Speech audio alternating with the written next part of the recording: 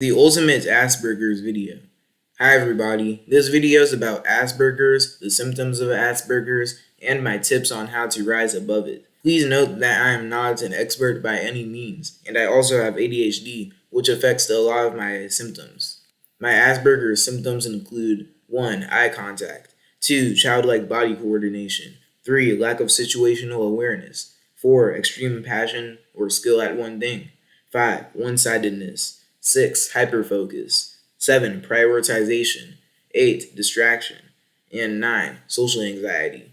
Asperger's is like being given a wonky computer with glitches, weird controls, lagginess, and all of that. Now, from my understanding, autism is a chemical imbalance in the brain where you may be missing the chemical to focus, but may also have much more of the A plus making chemical, if that makes sense.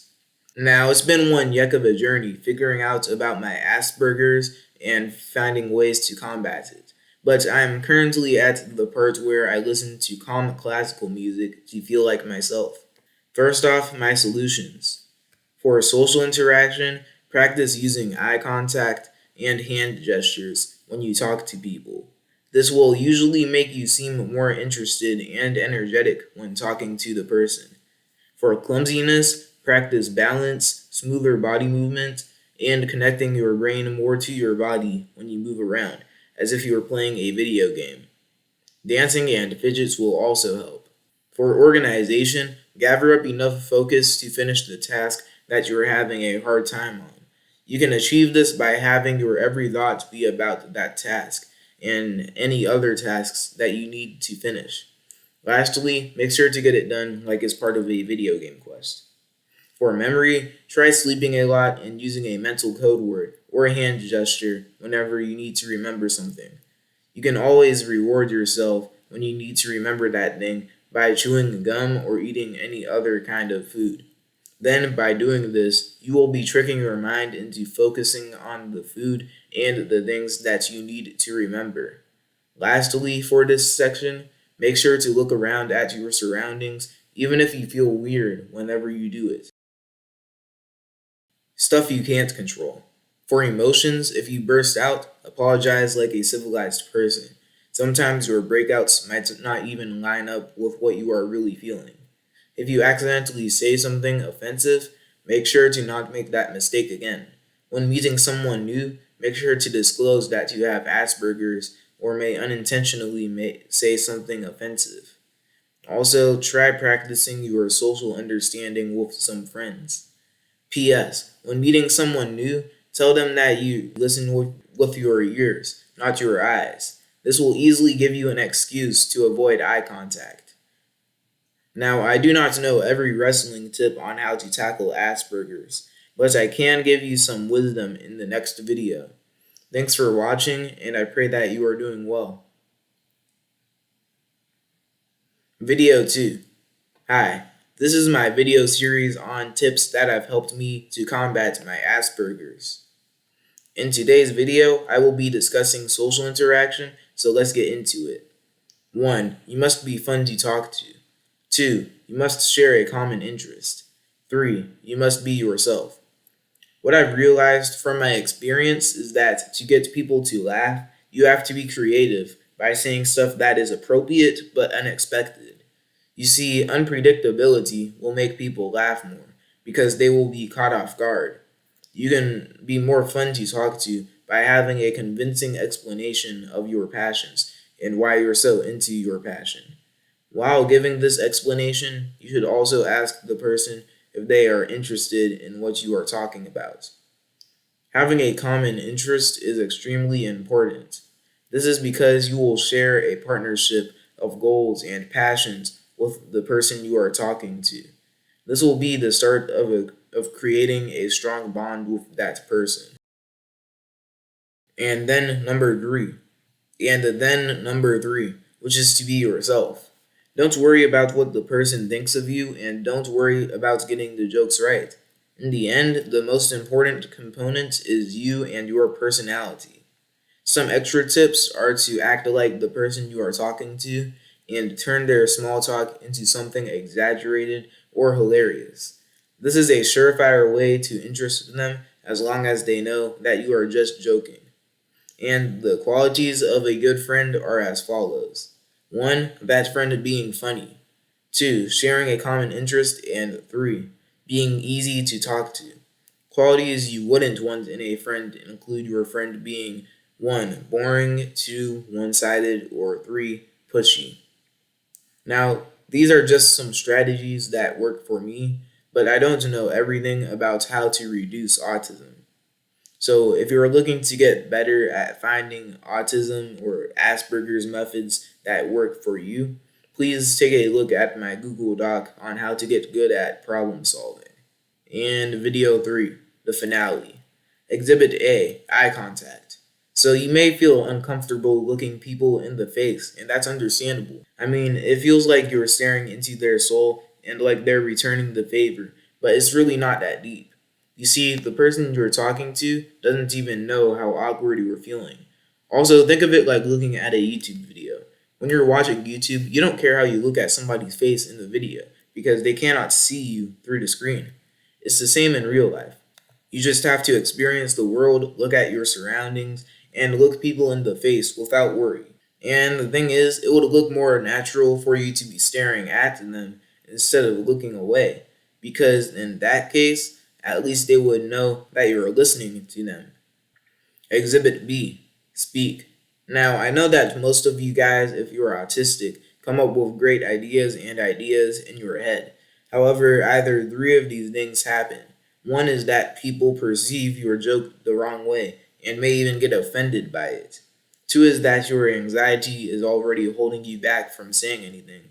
And 3 is that you can only stay creative in certain circumstances, such as when you are tired or stressed out. All 3 of these answers, except for the third one, would be a correct reason to not really talk to people. But you've got to realize that if you don't say anything, nobody is going to care about you. Now, don't take that personally. Like, who do you think would be more interesting, though? A weird kid who doesn't say anything, or a kid who talks a lot?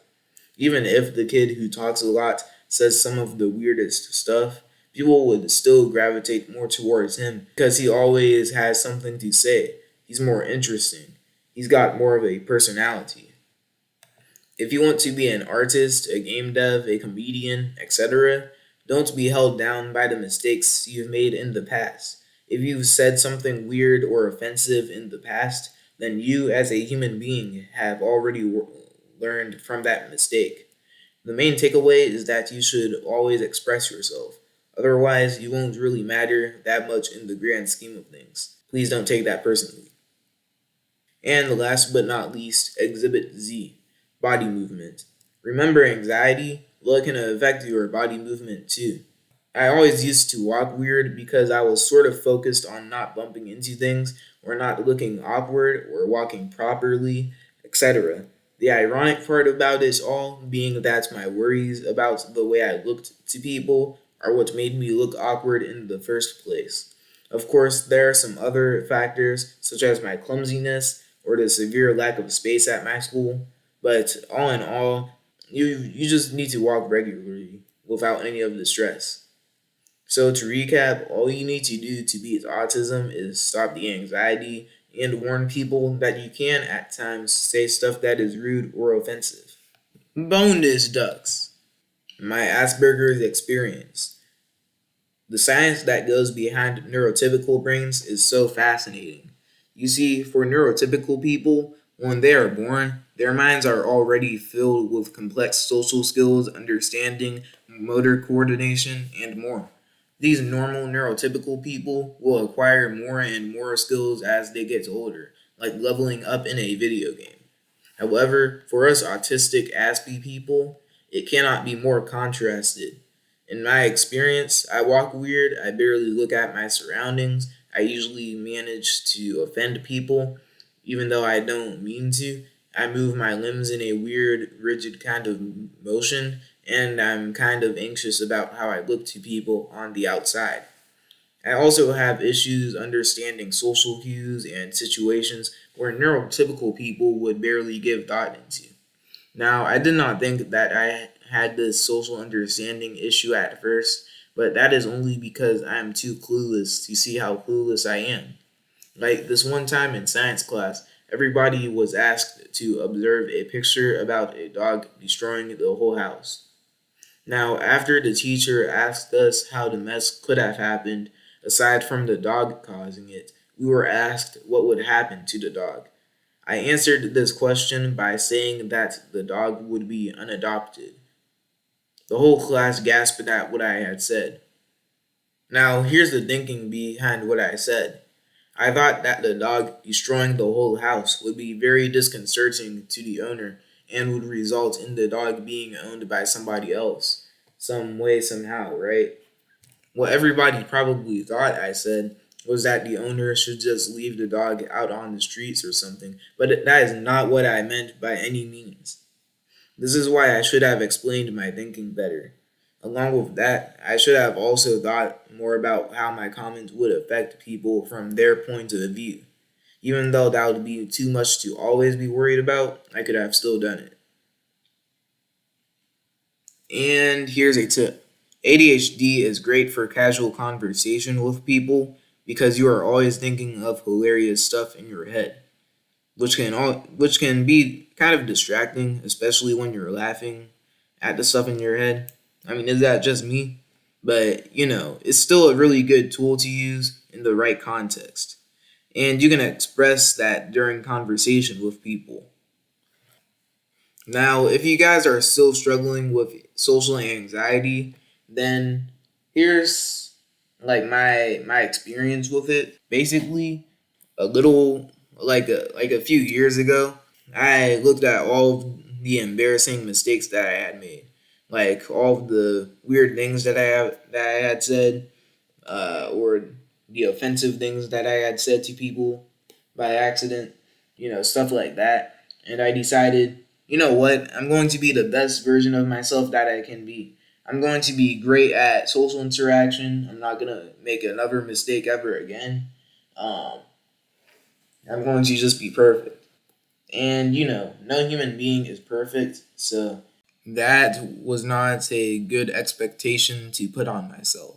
And later, even though I may not have still had that expectation, like I still did make some mistakes, some bad ones at that, with the offensive things that I would say by accident.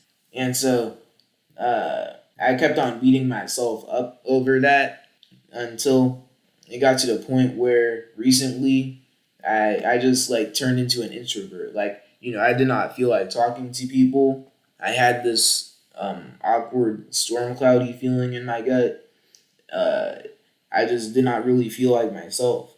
And everything was going perfectly fine too. Like, I had all of these social connections.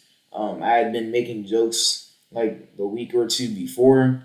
Everything was going well. But then all of a sudden, my brain just like took my past experiences and just said, you know what, I'm going to become an introvert.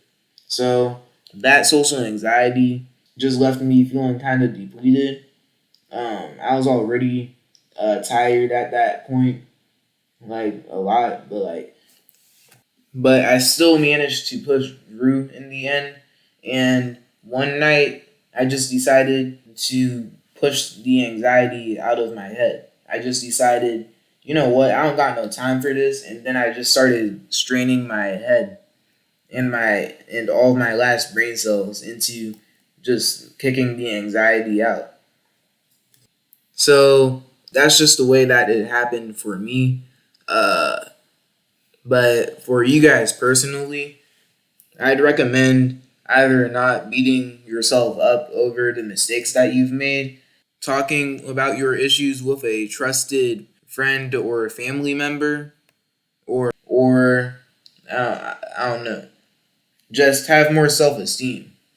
It's not your fault that you like have problems with organization or social interaction or stuff like that. It's just a part of you that you need to get better, train better, and So you should not beat yourself up about that. And that's my tip on social anxiety. Anyways, I have some other video links down in the description. So, yeah. Thank you for watching up to this point, and may God bless you.